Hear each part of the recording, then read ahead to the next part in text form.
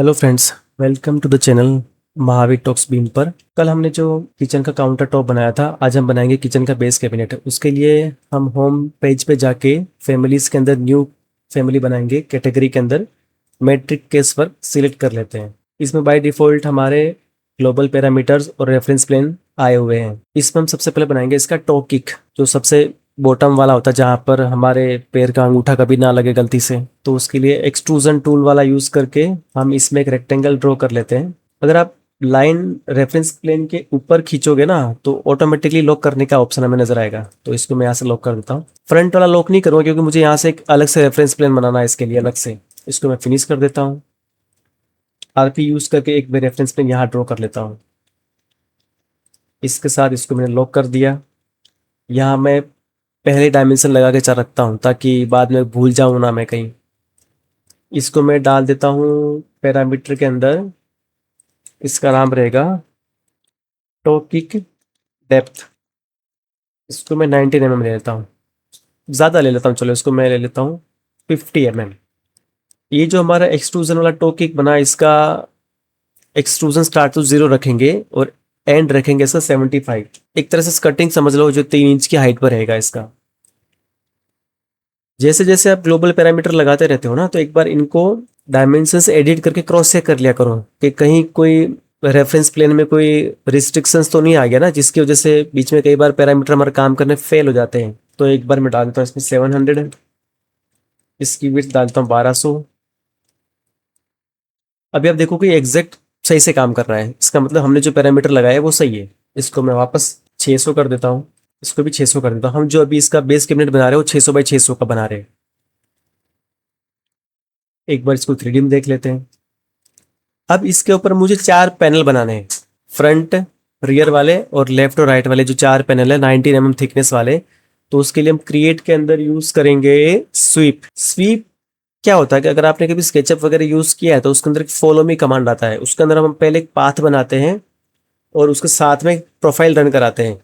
वो प्रोफाइल उस पूरे के पूरे पाथ को फॉलो करके वो अपना डिजाइन क्रिएट करते हैं। वो चाहे मोल्डिंग हो सकती है, कॉर्निस हो सकती है। तो यहाँ मैं सबसे पहले एक पाथ स्केच कर देता हूँ। रेक्टेंगल यूज करूंगा। पाथ जो मैं बनाऊंगा इस रेफरेंस प्लेन के ऊपर बनाऊंगा। जैसे मैंने बनाया है, इसने लॉक करने के लिए मुझे पूछ लिया, मैंने इसको लॉक कर दिया। एजिस को रेफरेंस प्लेन के साथ में लॉक करना, ये तो डेफिनेटली आप याद ही रखो हमेशा। इसको यहाँ से मैंने फिनिश कर दिया। एक बार फिनिश करना पहले तो, ठीक है।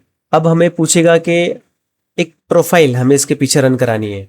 तो मैं एडिट प्रोफाइल में जाऊंगा। इसमें से आप कोई भी एलिवेशन ले सकते हो। ये हमारा रियर साइड है, ये हमारा फ्रंट साइड है। तो एक पे रेक्टेंगल ड्रॉ करता हूँ मेरे टॉप से लेके इसके स्कर्टिंग की हाइट तक। इसको मैं फिनिश कर दिया। इसको 3D में देखते हैं। 3D में हमने देखा कि इसने पैनल तो बना लिया पर पैनल का थिकनेस बहुत ज़्यादा है। तो अब हम इसका थिकनेस कम करेंगे। तो इसके मैं टॉप व्यू में जाऊंगा। टॉप व्यू के अंदर मैं एक रेफरेंस प्लेन बनाऊंगा और इसकी एज को यहाँ से मैं अलाइन करके लॉक कर दूंगा। इस 4 पैनल में से हम सिर्फ एक ही पैनल को इसलिए कर रहे हैं क्योंकि हमने जो एक प्रोफाइल जो बनाई है वो सिर्फ एक ही तरफ बनाई है। वो एक प्रोफाइल है जो चारों तरफ घूम रही है, इसलिए हम किसी एक जगह पर उसके अंदर डायमेंशन देके ग्लोबल पैरामीटर लगाएंगे। इसको मैंने यहाँ से थिकनेस दे दी। डायमेंशन लगा के मैंने दे दिया इसको पैनल थिकनेस। वैसे इसमें ग्लोबल पैरामीटर आप नहीं भी लगाओगे ना, और अगर आप सिर्फ इसको 19 mm करके इसको लॉक कर दोगे ना तो भी चल जाएगा, क्योंकि जनरली सारे के सारे जो पैनल्स होते हैं 19 mm के फिक्स होते हैं। तो अब हमें कोई इसमें चेंज वगैरह तो करना है नहीं। तो एक बार फिर इसको एक बार क्रॉस चेक करके देख लेते हमने जो बनाया, कि गड़बड़ तो नहीं हो गया, कुछ छूट तो नहीं गया इसके अंदर। ओके, सारा का सारा पैरामीटर हमारा काम कर रहा है। मैं डबल बार क्रॉस चेक इसलिए करता हूँ, कई बार क्या होता है कि पैरामीटर तो बहुत सारे लगा दिए, एंड में काम एक भी ना कर रहा है। अब इसको 3D में देख लेते हैं। अब आप जैसे आप इसके बॉटम से देखोगे, बॉटम के नीचे ये थोड़ा खोखला सा नजर आ रहा है। तो यहाँ हम एक प्लाई 19 mm का कोई एक पैनल लगाना पड़ेगा। तो वो हम प्लेन के अंदर लगाएंगे, रेफरेंस लेवल के अंदर जाके इसके अंदर अंदर। तो क्रिएट में जाके एक्सट्रूजन हम करेंगे। जो हमारा पैनल बनेगा वो 75 mm के बाद में बनेगा। तो एक बार के लिए इसको मैं स्टार्ट करेंगे 75 से और इसको एंड कर देते हैं 90 तक कर देते हैं। यहाँ से इसको मैंने रेक्टेंगल ड्रॉ कर दिया। और ये लॉक करने के लिए मेरे को बोला इसने और मैंने इसको लॉक कर दिया। इसको 3D में देख लेते हैं। 3D में आप देखो कि ये पैनल इसमें बन गया है और इसको एक बार वापस क्रॉस चेक कर लेते हैं। अब आप देखो कि कहीं पर भी कोई चीज़ का एरर नहीं आ रहा है, इसका मतलब हमारा जो बनाया है सही बनाया है। मैं तो क्या करता हूँ, बार बार क्रॉस चेक करता ही रहता हूँ, ताकि बाद में जाके पैरामीटर में कुछ लफड़ा हो गया तो उसको सुधारना बड़ा डिफिकल्ट होता है मेरे लिए। तो अब हमने इसका टॉ किक बना लिया, चारों पैनल बना लिए। अब इसमें बाकी हमारा एक तो फ्रंट के डोर और डोर के ऊपर एक हैंडल। तो हम फ्रंट में जाएंगे। फ्रंट वाले एलिवेशन के अंदर हमें सबसे पहले रेफरेंस प्लेन सिलेक्ट करना पड़ेगा, क्योंकि हम जो पैनल बना रहे हैं, फ्रंट वाला डोर वाला जो पैनल बना रहे हैं, वो किसके ऊपर बनाएंगे। तो एक बार आप लेवल में जाके भी रेफरेंस प्लेन सिलेक्ट कर सकते हो, आप 3D में जाके भी रेफरेंस प्लेन सिलेक्ट कर सकते हो। मैं 3D में जाके क्रिएट में जाके सेट के अंदर पिक प्लेन करूंगा और फ्रंट वाले फेस या कुछ सिलेक्ट करके क्लिक कर दूंगा, तो वो हमारा सिलेक्ट हो चुका है। अगर आपको लग रहा है यार मेरे को पता है कि नहीं हुआ कि नहीं हुआ, सिलेक्ट हुआ कि नहीं हुआ, तो आप 100 पे क्लिक करोगे तो ये आपको दिखा देगा भाई हाँ ये वाला हमारा इसका वर्क प्लेन अभी ये वाला है। तो मैं फ्रंट में जाके अब मैं जो भी ड्रॉ करूंगा ना, ये फ्रंट वाले उस वर्क प्लेन के ऊपर सारा सबका सब बनेगा। तो मैं इसके ऊपर एक डोर बनाऊंगा।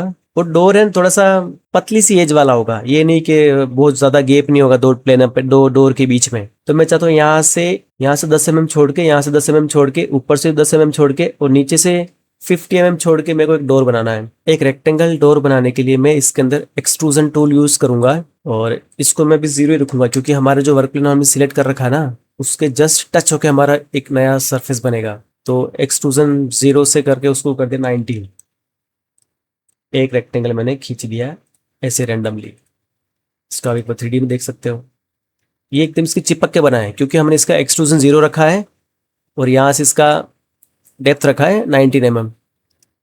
अभी बन तो गया पैनल। अब मैं चाहता हूँ कि यहाँ से 5 mm छूट जाए, यहाँ से 5 mm छूट जाए और यहाँ से भी 5 mm छूट जाए और यहाँ से 50 mm छूट जाए। तो जैसे कि आपको मैं पहले बताया था कि इसके अंदर रेफरेंस प्लेन बनाना बहुत ज़रूरी है। तो यहाँ से मैं रेफरेंस प्लेन कॉपी कर देता हूँ 5 mm का, यहाँ से भी 5 mm का कॉपी कर देता हूँ, यहाँ से भी 5 mm का कॉपी हो गया,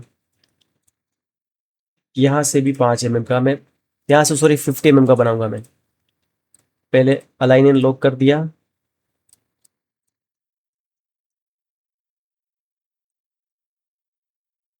और इसका व्यू स्टाइल हिडन लाइन कर देता हूँ।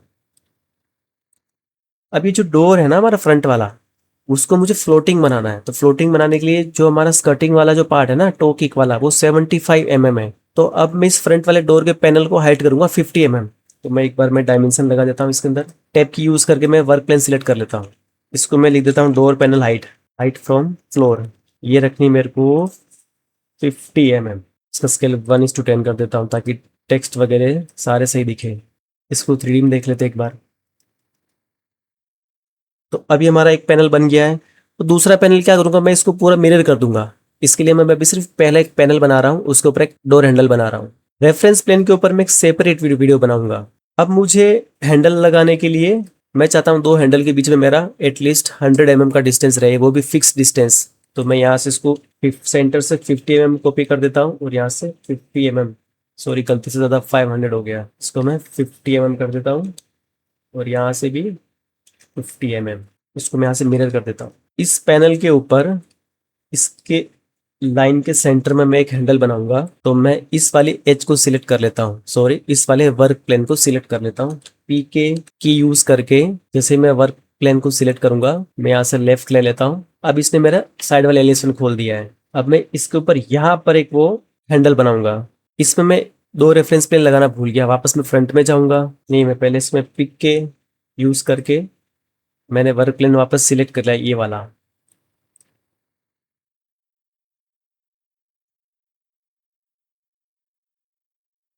मैं पीके शॉर्टकट की यूज करके एलिवेशन लेफ्ट के अंदर मैं हैंडल ड्रॉ कर देता हूँ। तो उसके लिए अब मैं यूज करूंगा वापस स्वीप। पाथ मैं खुद बनाऊंगा यहाँ से, इतना 25 mm। इसको मैं हल्का सा कर्व कर देता हूँ।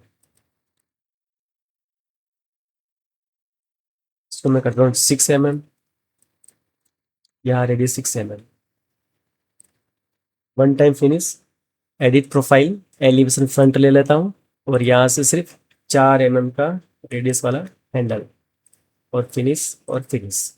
अब इसके ऊपर 3D में देख लेते हैं। तो इस तरह से हमारा एक डोर और उसके ऊपर एक हैंडल हमने बना दिया है। अब आप देखोगे जैसे मैं इस वर्क प्लेन को मूव कर रहा हूँ ना, तो ये मेरा हैंडल भी मूव हो रहा है। यही तो फायदा है वर्क प्लेन पे काम करने का। मैं चाहता हूँ कि इसका ये जो साइज है ना, वो फिक्स रहे। यहाँ से ये मान लो 50 mm रहे, और इसको मैं पैरामीटर दे देता हूँ हैंडल हाइट। ये लग जाए कम से कम 150 mm का।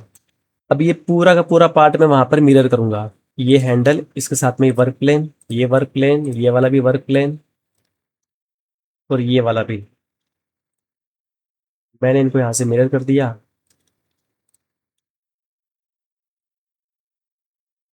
अब आप देख सकते हो ये यहाँ से हल्का सा फ्लोटिंग लग रहा है। अब जैसे कि ये थोड़ा गैप थोड़ा बीच में ज़्यादा लग रहा है, इसको मैं कम कर देता हूँ।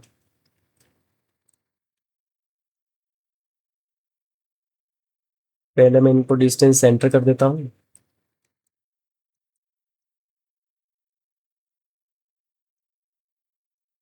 अब यहाँ से मैंने रेफरेंस प्लेन को मूव करके यहाँ यहाँ का साइज मैंने 5 mm डिस्टेंस पे कर दिया। इसको मैं लॉक कर दिया।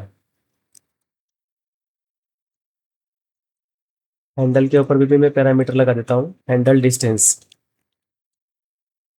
इसको अगर मैं 80 करूँ तो आप देख सकते हो कि ये हैंडल साथ में मूव हो रहा है। हाइट इसकी मैं 120 करूँ तो ये भी मूव हो रहा है। ये शायद 2 बार गलती से कॉपी हो गया, इसलिए इसमें आ गया। अब हम इसको एक बार 3D में देखते हैं। तो ये हमारा फ्रंट से हल्का सा फ्लोटिंग लगता हुआ 600 बाई 600 mm वाला हमने बेस कैबिनेट बना लिया है, जिसके अंदर सबसे पहले हमने टोकिक बनाया। उसके बाद में हमने ये 19 mm के थिकनेस वाला पैनल 4 लगाए। उसके बाद एक डोर लगाया और डोर के ऊपर हैंडल लगाया, और बाद में उस डोर और हैंडल को हमने विद रेफरेंस पेन हमने मिरर कर दिया। अब इसको एक बार हम इसमें देखते हैं कि बॉटम बार में जाके प्रीव्यू देखते हैं कि हमने जो बनाया है क्या ये पैरामीटर्स को फॉलो कर रहा है कि नहीं कर रहा है। जितने भी आप डायमेंशंस वगैरह लगाना उनको लॉक कर दिया करो। अगर आप रेफरेंस लेवल के अंदर लगाना लॉक करना भूल गए तो कोई दिक्कत नहीं, आप यहाँ जाके भी उनको लॉक कर सकते हो। जैसे मैंने डेप्थ 750 किया, डेप्थ बढ़ गया इसका। इसको मैं 20 करके देखता हूँ डोर पैनल की हाइट, तो वो नीचे बढ़ गया, मतलब हमारा ये मॉडल काम कर रहा है। हैंडल हाइट को हम 150 कर लेते हैं। ओके, तो हमारा हैंडल हाइट भी काम कर रहा है। विड्थ हमारा 1200 ले लेते हैं। ओके, विड्थ तो काम किया, बट हमारे पैनल जो है हमारे वो डोर उसका विड्थ नहीं बढ़ा। तो चलिए देखते क्या गड़बड़ है। एक बार फ्रंट में जाते हैं। तो यहाँ से लेके यहाँ तक हमने कोई डायमेंशन दिया हुआ नहीं है, इसलिए तो उसके लिए हम क्या करेंगे, यहाँ से एक डायमेंशन देता हूँ मैं पहले। उसको मैं 5 mm लिख के लॉक कर देता हूँ। ऐसे ही इस तरफ 5 mm का डिस्टेंस देके उस डायमेंशन को लॉक कर दूंगा, ताकि ये 5 mm का डायमेंशन तो फिक्स हो गया। 3D में देख लेता हूँ, तो फिर ऑन कर देता हूँ। अब मैं प्रॉपर्टी में जाके फैमिली टाइप के अंदर जाके इसका मैं विड्थ करता हूँ 600, डेप्थ भी 600 कर देता हूँ। ये हाइट तो बाय डिफॉल्ट बना हुआ है, हम चाहे तो खुद भी बना सकते हैं। इसको मैं चेंज करता हूँ 850, इसको करते हैं 800। तो यहाँ कुछ गड़बड़ हो गई है, वापस फ्रंट में जाएंगे। ये जो इसका टॉप वाला पार्ट है ना, इसको हमने इसके साथ में अभी तक अनलॉक नहीं किया है, तो उसको भी लॉक कर देते हैं। और यहाँ से इसकी हाइट जो 5 mm है उसको भी लॉक कर दिया मैंने फिर से। अब देखते हैं इसकी हाइट कितनी है। 900 करते हैं। अब आपने देखा इसके अंदर पैनल के साथ में इसकी हाइट बढ़ी है साथ में। अब आप जब 3D में देखोगे कि ये जो पैनल है हमारा चारों साइड वाले, वो नीचे कैसा आ गया, तो हम इसको 3D में ही लॉक कर देते हैं। जरूरी नहीं कि आप हर बार जाके 2D के अंदर लॉक करो, 3D में भी लॉकिंग सिस्टम काम कर लेता है। हमने इसको अलाइन करके यहाँ लॉक कर दिया। एक लास्ट बार फिर से क्रॉस चेक कर लेते हैं। हाइट 850। तो इस तरह हमने जो पूरी फैमिली बनाई है, इसके अंदर कितनी बार आप देख सकते हो कि हमने क्रॉस चेक किया, कहीं ना कुछ छूट जाता है। तो ये प्रैक्टिस की बात है। जब तक आप प्रैक्टिस नहीं करोगे फैमिलीज के साथ में, रेफरेंस प्लेन के साथ में, अगर आपने कोई किसी एज को लॉक करना भूल गए तो फिर वो उस पर पैरामीटर काम नहीं करेगा। तो आप जब 8-10 बार ये जब फैमिली एक बार बनाओगे तो आपका प्रैक्टिस पूरा बैठ जाएगा, तो उसके बाद आप बार बार भूलोगे नहीं। आप प्रैक्टिस करते रहिए तो आपका अच्छा हैबिट बन जाएगा इसके ऊपर मॉडल बनाने का रेविट के अंदर। इसके बाद हम बनाएंगे वॉल कैबिनेट अगले वीडियो में।